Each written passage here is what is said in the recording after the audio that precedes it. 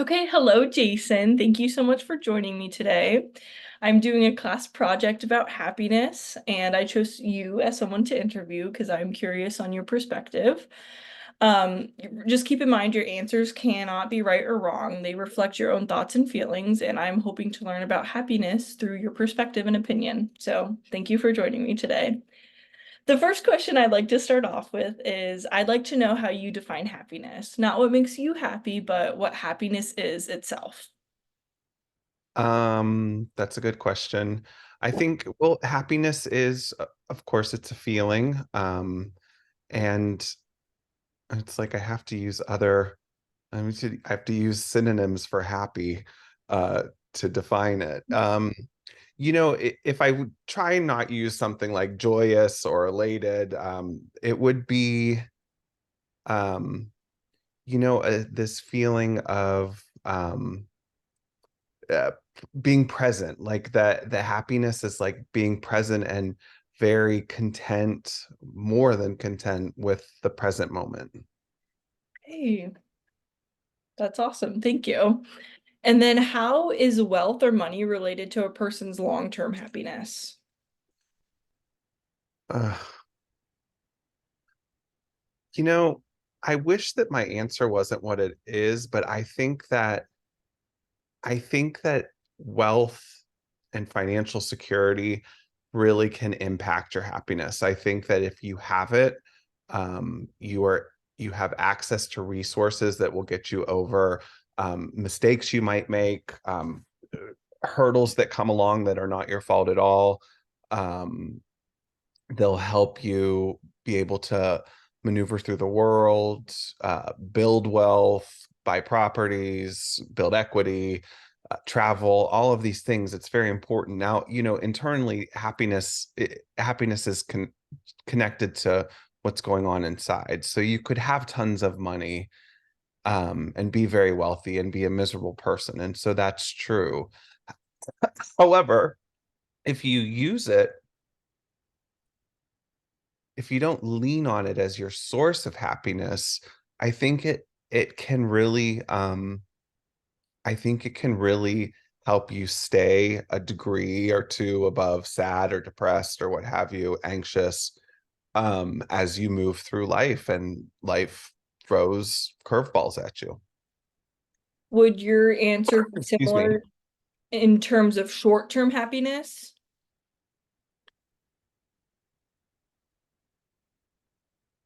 Um, I think so. I think so.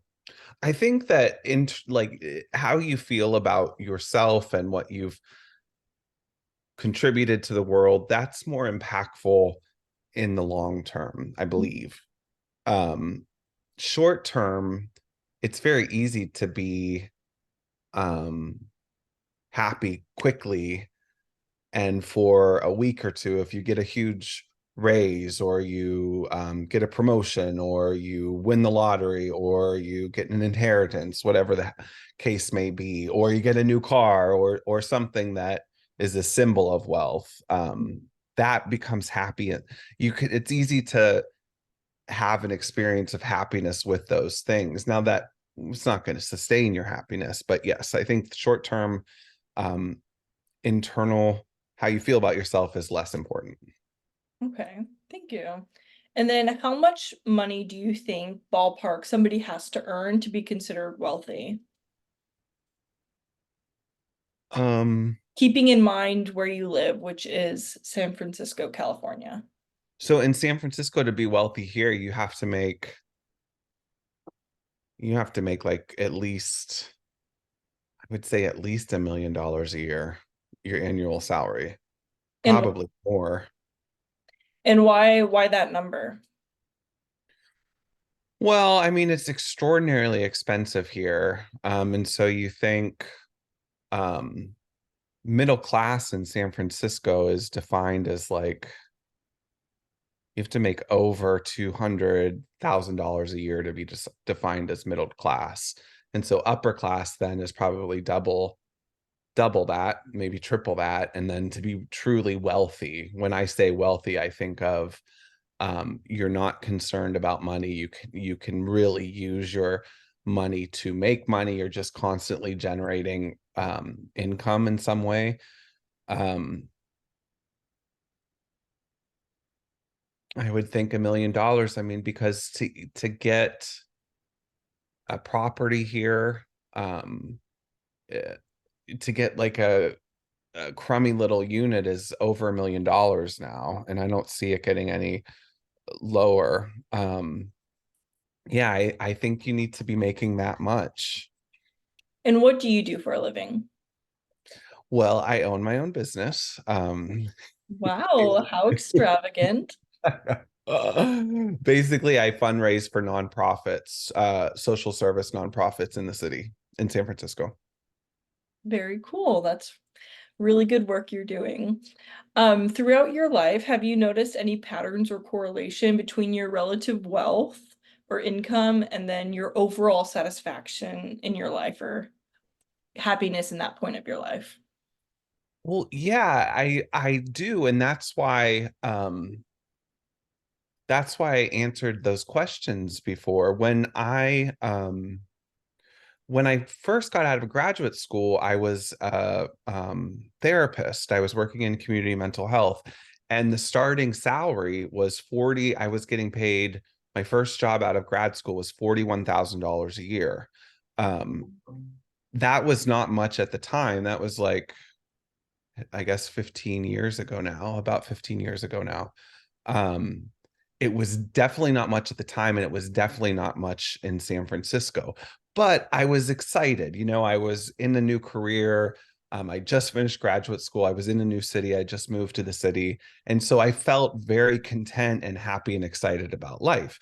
Now, as time progressed, it became very tricky. Like I was working nights as a tour guide, where I'd see like other friends I know or people around my age who got higher paying jobs. They didn't have to do tours at night to sustain themselves, but I had to well into my 30s. And then and so once the initial like excitement of being in a new career and being in a new city sort of wore off, it did feel stressful. Money was tight. I couldn't do everything I wanted to do.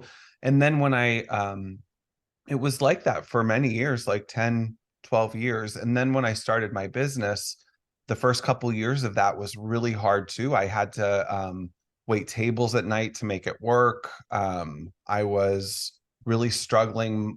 Money made me constantly anxious. Where was I going to get the next paycheck from?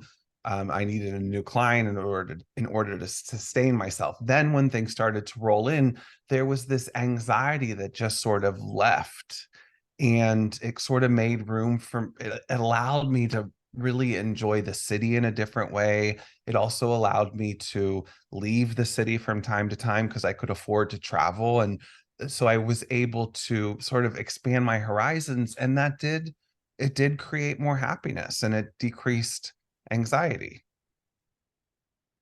Some, well, imagine you won the lottery today, like big bucks. What would be the first thing you do? Mm. I think the first thing I would do, like big, big bucks, Hmm. I think I would see if my niece wanted to go on a world tour with me. Is your niece someone Starting that's in important in your life? what she's okay. She's a bit reckless and such, but she's okay. So family's important to you. Family's important to me. Yes, I would want to take my family to. I really want to do a safari in Africa, but if I had a ton of money, like the really nice safari in Africa, in southern Africa, and then we'd fly to, I forget the country it's in, but then we would fly a little bit north so we could do the gorilla treks and go up into the mountains and watch the gorillas be in their natural habitat. So that would be the very first thing I would do. The next thing I would do is I would buy a kick-ass house somewhere on a cliff overlooking the water. Wow. So, would it be safe to say that some of your happiness comes from the experiences that you can have in life? Yes. Yeah. And then money, obviously, you can use to get those extravagant experiences. Yes, yes, yes. Okay. Well, is there anything else you'd like to add on anything that relates to happiness and income or anything that you feel I left out?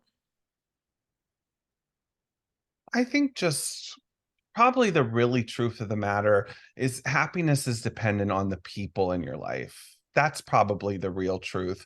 And money and wealth, if not leaned on as your sole source of happiness, can contribute to feeling happy and free, which is nice. That's the last thing I'd like to say.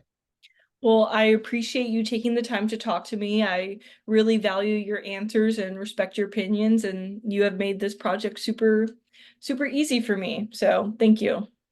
Thank you. Do I get a gift card? Goodbye.